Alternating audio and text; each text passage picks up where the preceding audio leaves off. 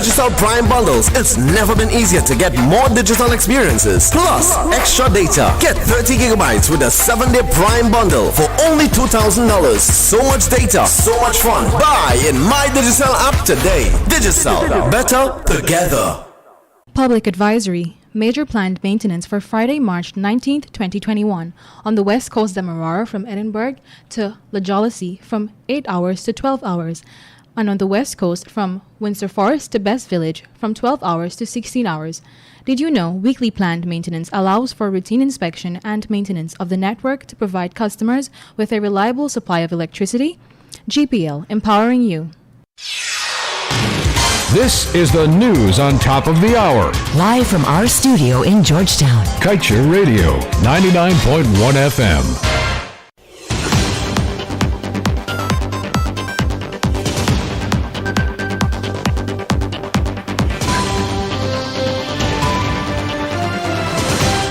Good evening. You're tuned into Kaieteur Radio 99.1, 99.5. This is your nightly newscast, and I'm Kayla King. A team from the Maritime Administration Department visited Iwekwama and Anai in Region 9 during the period March 7th to 9th, 2021 to train and certify boat operators in accordance with the River Navigation Act. A total of 24 operators from Anai renewed their licenses, while 9 persons were trained and certified in river navigation competency. In Iwekwama, 14 operators had their license renewed, while 3 persons were trained and certified in river navigation competency.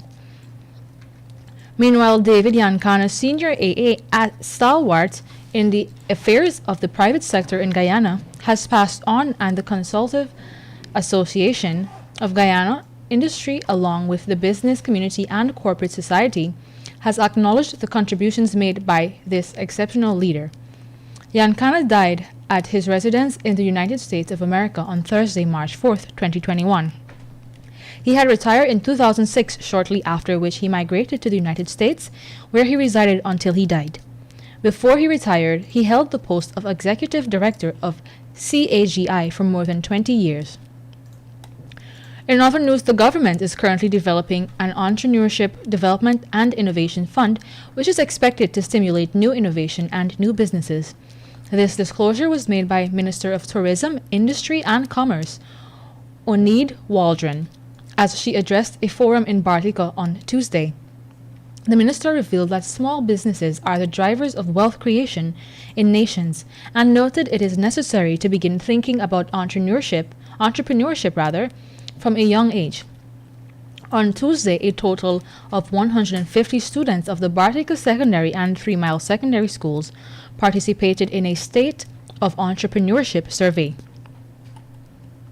Meanwhile, all of Guyana's resources, the black gold in our Stabroek Block or timber, gold and bauxite, would be useless to our development if not exploited, says President Dr. Irfan Ali, as he gave an open invitation to foreign investors.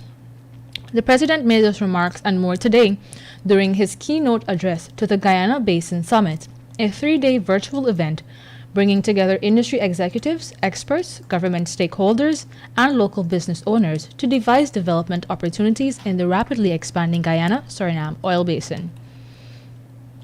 Now let's tell you, a Lance Corporal of the GDF was yesterday charged with causing the death of a Providence, East Bank Demerara woman by dangerous driving. The defendant, 23-year-old Jason Butters of Onderneming, West Bank Demerara, and his lawyer, Stanley Moore, appeared in the Georgetown Magistrates Court before Chief Magistrate Anne McLennan. Butters denied the charge, which alleged that on December 15, 2020, on the McDoom Public Road, East Bank Demerara, he drove motor vehicle PTT 4166 in a manner dangerous to the public and hereby causing the death of Amina Suklal. After hearing the facts of the charge, Chief Magistrate McLennan granted him bail in the sum of $150,000, and the matter was adjourned to March 23, 2021. ExxonMobil and its production partners in the Stabroek Block are on track to triple its production capacity offshore Guyana. The Laser Unity vessel nears completion. The massive 220,000 barrels per day FPSO is being constructed at the Keppel shipyard in Singapore, with SBM Offshore announcing on Tuesday that the topsides lifting campaign for the Lazy Unity FPSO was recently completed. The vessel, which scheduled to arrive in Guyana as early as mid-year, is scheduled for production in the Stabroek Block and will bring the country's total capacity to some 340,000. As the members of the People's Progressive Party Civic government pursue the development of a robust regulatory and legislative framework for the oil and gas industry, there are some pieces of advice which it must always keep at the forefront of its mind. According to Secretary General of the African Petroleum Producers Organization, Dr. Omar Farouk Ibrahim, the new oil producing state must ensure it hires the best experts from across the world to build its local content capabilities and avoid rushing into contracts it could end up regretting later on. The official made these assertions yesterday during a panel discussion hosted by the Guyana Basin Summit. That just about brings us to the end of our nightly newscast. Thank you for watching.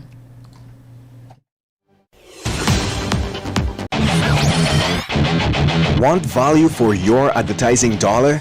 Then place your ads on Kaieteur Radio's newscasts. Streamed live on 6 different mediums, reaching hundreds of thousands.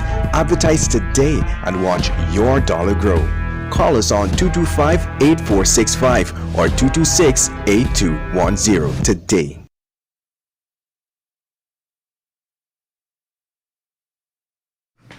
It is 19 hours 7 in Guyana, right across the Eastern Caribbean. It is time for an excerpt of the Glenn Lal Show. Let's remind you can join us in just about 19 hours 20 rather, for the Wednesday edition of the Glenn Lal Show. Stay with us on Kaieteur Radio.